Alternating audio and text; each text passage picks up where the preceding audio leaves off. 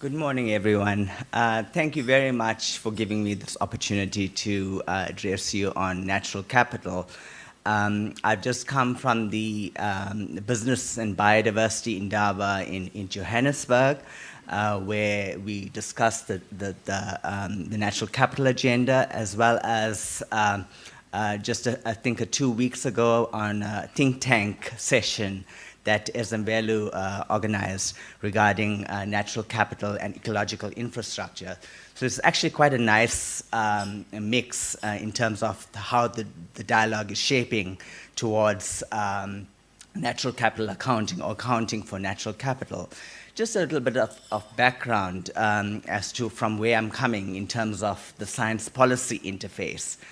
I'm the director for the Science Policy Interface at the Department of Environmental Affairs, and my position was actually developed in response to international obligations of the Intergovernmental Panel on Biodiversity and Ecosystem Services.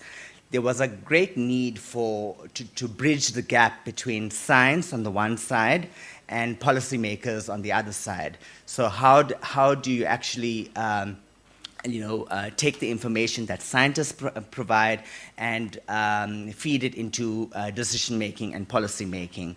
And that process, it's been an age-long discussion about, how do the scientists actually conduct research that respond to policymakers' issues and decision-making. So that's just a little bit of background about how the science and policy agenda is actually advancing. And so therefore I've developed the title, The Science Policy Interface of Natural Capital Accounting.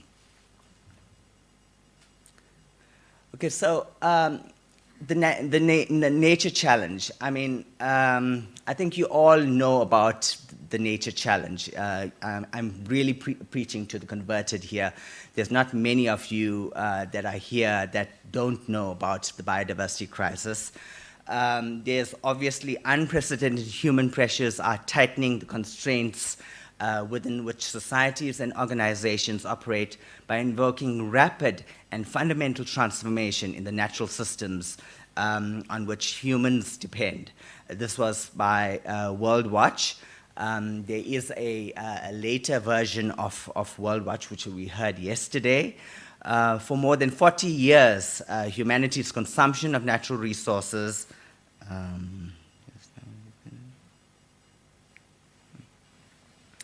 for more than 40 years, humanity's consumption of natural resources such as food, fuel, fiber have exceeded what the earth can actually replenish. So we are actually moving to a stage where we are exceeding those boundaries and the capacity for the earth to actually replenish its resources. So in terms of the global economy, today's global economy, obviously it does not value natural resources. It assumes that natural resources are limitless. Waste is only a nuisance. It requires perpetual growth driven by consumption. And ignoring nature obviously jeopardizes prosperity. Economies and societies need nature to thrive. There's just a diagram there. This is the neoliberal model of economic development, or the model that society actually has adopted since the beginning of time, basically. The nature pitch in this whole economic model is the real economy. Everything is connected to everything. Everything's got to go somewhere. You consume it, it has to go somewhere. We need to go beyond GDP. I mean, Robert Kennedy, back in 1967, actually raised the issue of GDP not being sufficient enough to measure environmental issues. So back then, GDP was a problem. And so now we find that it's not really integrating the value and the cost of maintenance within that, the GDP. How do you measure growth? So trying to bridge the gap and trying to bring nature into the discussion, into the economic argument, we moving towards valuation, monetization, financialization of nature in the name of saving it. Nature is now called natural capital. Ecological processes are called ecosystem services. Biodiversity is called ecological or green infrastructure and are referred to as assets. This is all in the move to actually integrate nature into the economic model. Every country, obviously the current systems are inadequate. Every country follows a system of national accounts, and every business relies on a balance sheet. However, they largely omit the benefits of nature, as I just mentioned. There was a need to capture and integrate the contribution of nature into the systems that countries and governments can use and to make decisions. So obviously there was some move towards looking at how we can account for nature and the whole concept of accounting. So what is accounting? A lot of us know what accounting is. It's basically a record of transactions, buying and selling of goods and services. It's a management tool to understand the profit and loss, etc. And it started off in the 1496 with Pacioli Treaty on Mathematics. This was about keeping account of goods at ancient warehouses, where the origins of the monetary and commerce systems that eventually developed into sophisticated counting systems that we have today. Accounting was becoming a social and organizational phenomenon, and accounting could mean taking something into consideration, so giving more value to nature. So the emergence of environmental accounting, I think we know about environmental accounting since the 1960s, so it's been around for a long, long time. Accounting is an economic system that has been changing incrementally through the recognition of social and environmental issues, and this was seen as the emergence of social accounting. So I'm sure a lot of you have been involved in one area or so around those circles. It's the ecology and environmental science, ecological economics, sustainable development, environmental policy, economic management and planning, national accounts, and environmental data and statistics. All of these provide the information that is necessary for environmental accounting.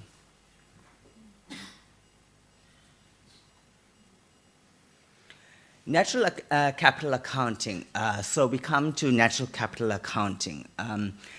It's the process of systematically recording a business's natural capital impacts and dependencies, assets and liabilities in a consistent and comparable way. This does not necessarily involve any attachment of value to these factors. Basically, you can have a natural capital account taking into consideration the spatial attributes and as well as the economic attributes. This brings us to the system of environmental economic accounts, the SEA as it is known. The SEA is the global natural capital accounting statistical standard. It is basically developed based on robust science. You have the system of environmental economic accounting that was developed in 2012, the central framework, the system of environmental economic accounting, experimental ecosystem accounting, towards a system of environmental economics accounting that was launched in 2015, and then the one on water, the system of environmental economic accounting for water. So what does the SEER cover? Basically, it covers the physical flow accounting, the physical supply, and the use tables. It focuses on energy, water, emissions, and waste, accounting for environmental activities, natural resource accounting, taking into consideration stocks, natural growth, extraction and depletion, land accounting, the changes in land use and land cover, and of course, ecosystem accounting, which is the latest edition.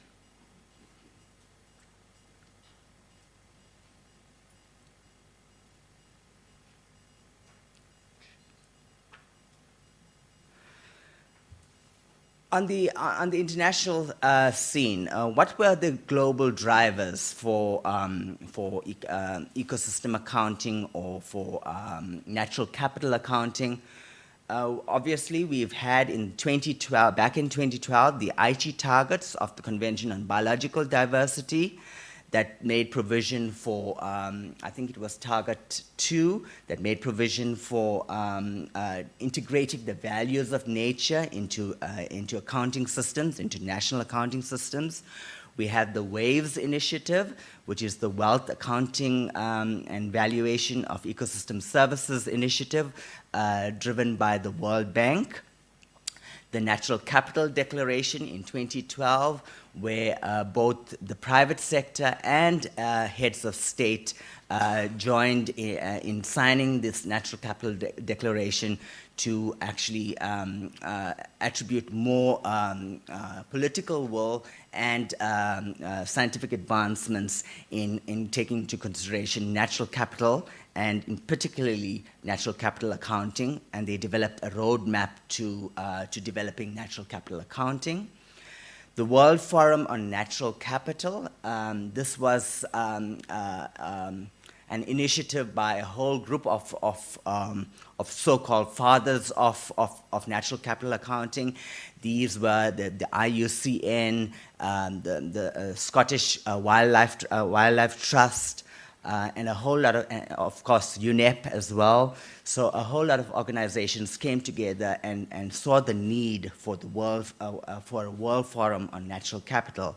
And the first World Forum on Natural Capital discussed natural capital accounting in detail.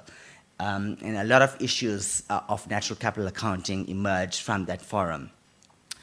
Regionally, the Gaborone Declaration for Sustainability in Africa. We've had 10 African heads of states considering the issues of illicit flows of wildlife on the continent, and they needed to know how are these flows of wildlife can be captured in a systematic way.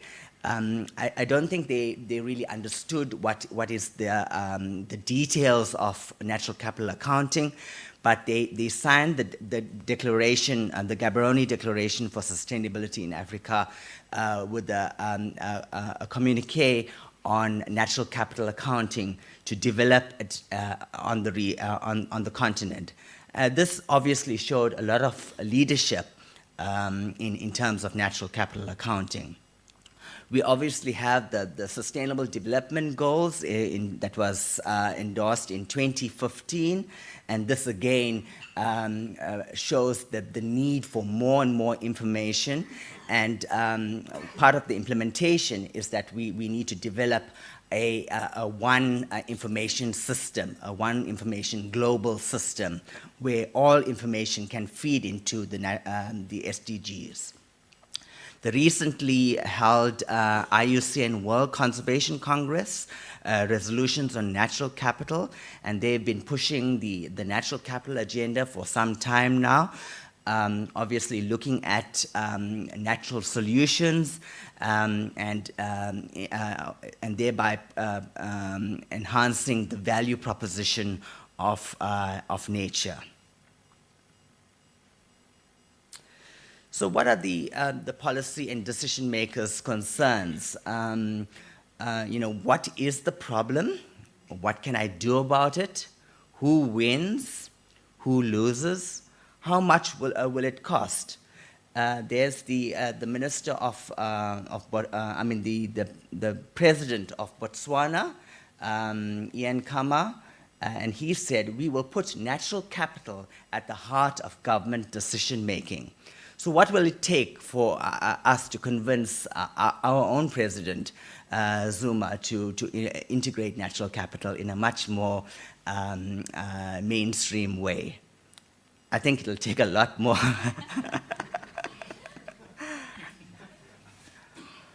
The main concepts for natural capital accounting and the links to policy. What is the problem? The stocks measured at a point in time, for example, the beginning of the year, and then that flow of the ecosystem services flowed at a rate, example in liters, minutes, dollars per year. Then you have who are the winners and losers. Obviously, there will be winners, there'll be beneficiaries, and there'll be losers. Benefits in the national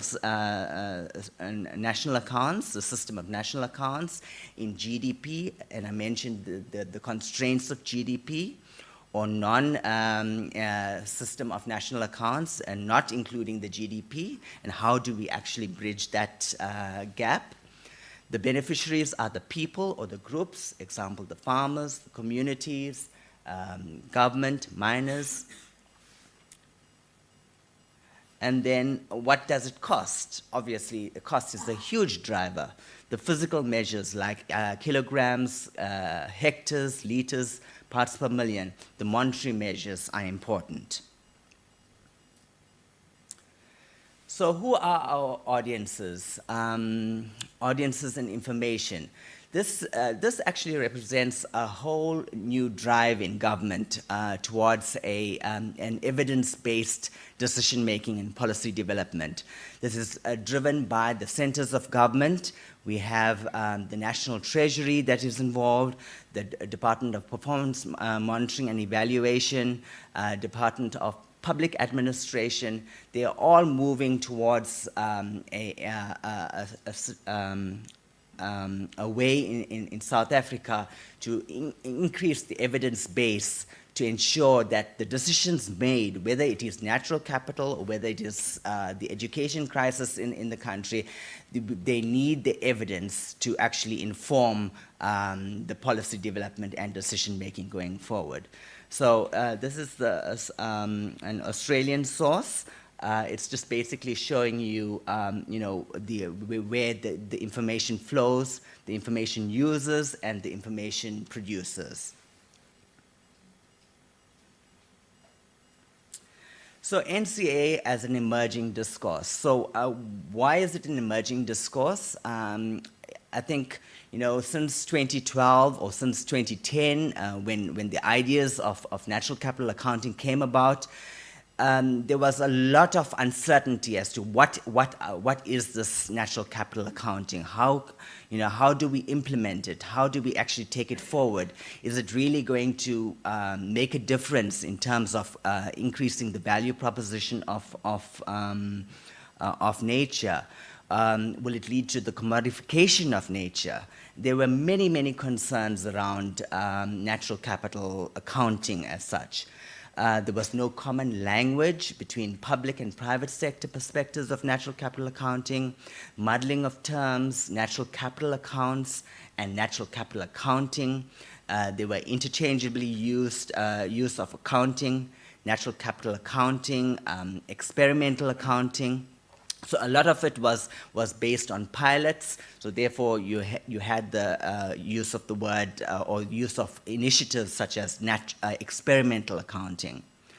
The need for standardization or synergies across public and private sectors there was a call for a need for standardization, even though the SIA provides the global statistic. But the way it is implemented across the world again, it calls for standardization. What does natural capital accounting really entail? I did mention that the 10 African states endorsed the Gaborone Declaration for Sustainability in Africa, and they had a huge communique on natural capital accounting. But do they really know what natural capital accounting entails?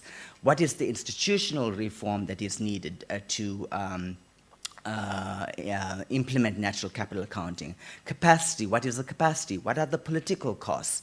For example, if you have to present a water account or a natural capital account in a broader sense, it obviously, I did indicate that there's limitations to GDP.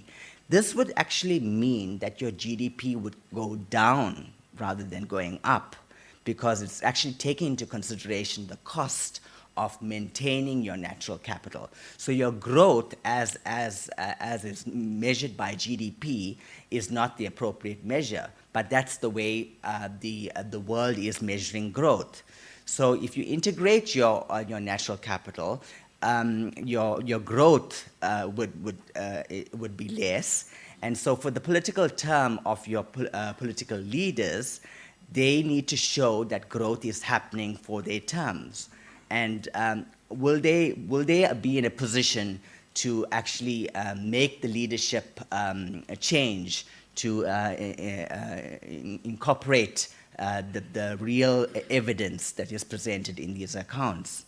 These are the kind of issues that are emerging in the natural capital accounting space. The role of monetary valuation. What do the values really say? Is it a point in time versus a time series approach? Natural capital versus the Mother Earth? And I put this conceptual model here. This comes from the Intergovernmental Panel on Biodiversity and Ecosystem Services.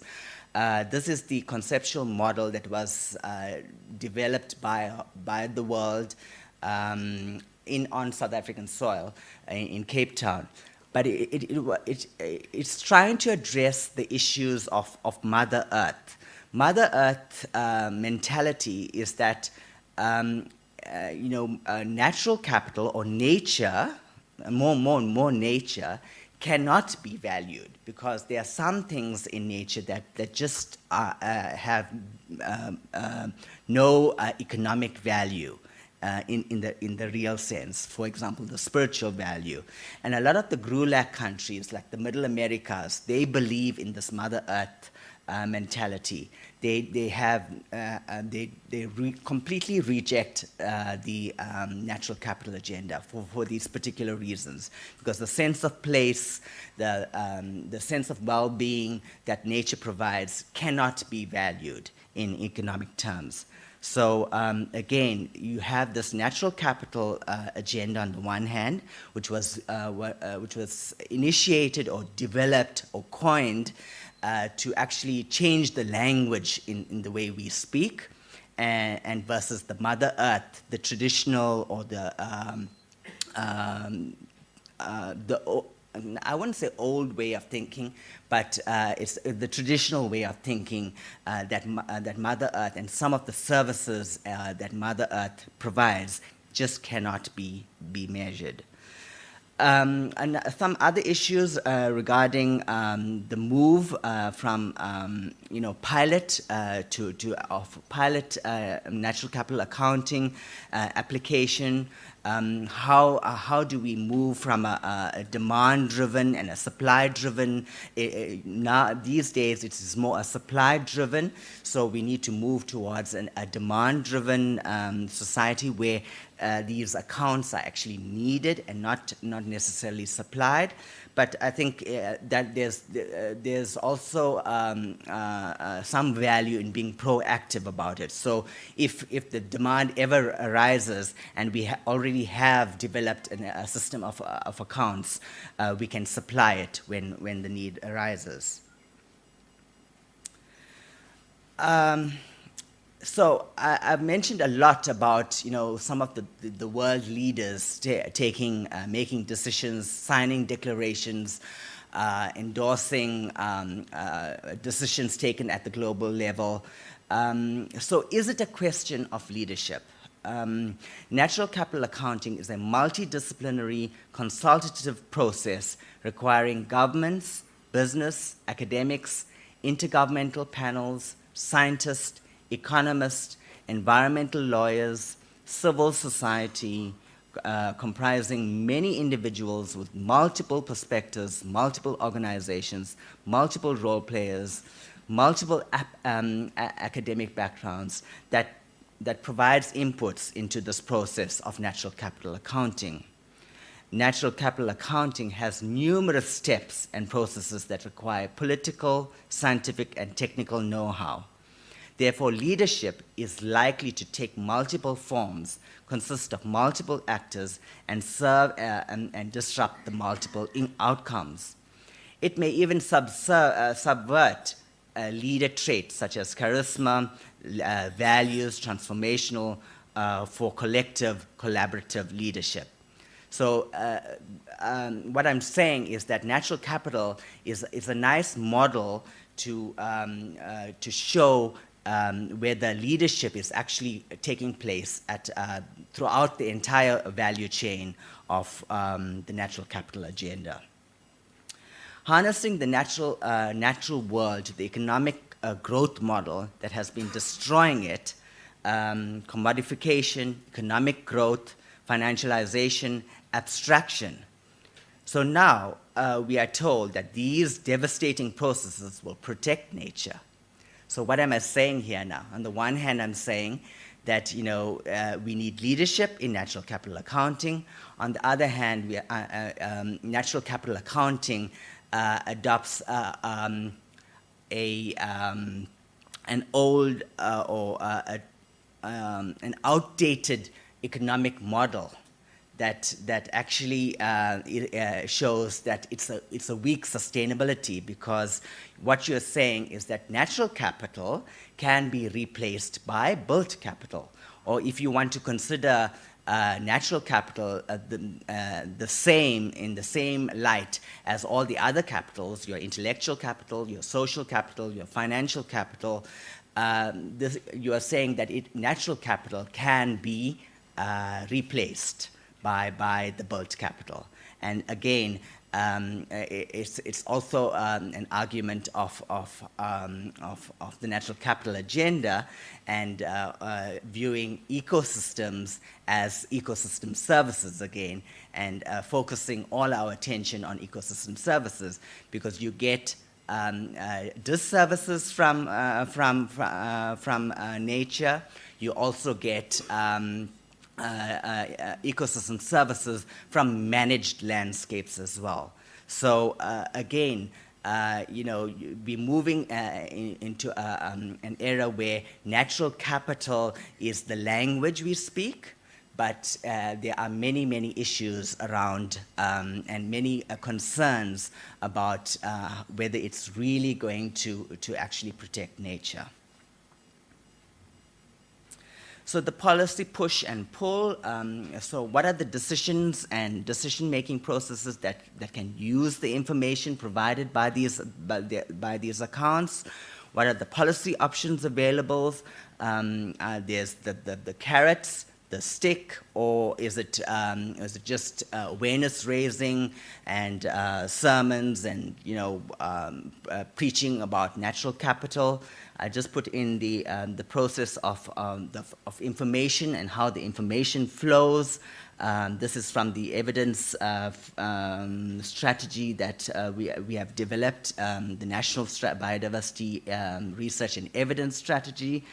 And then on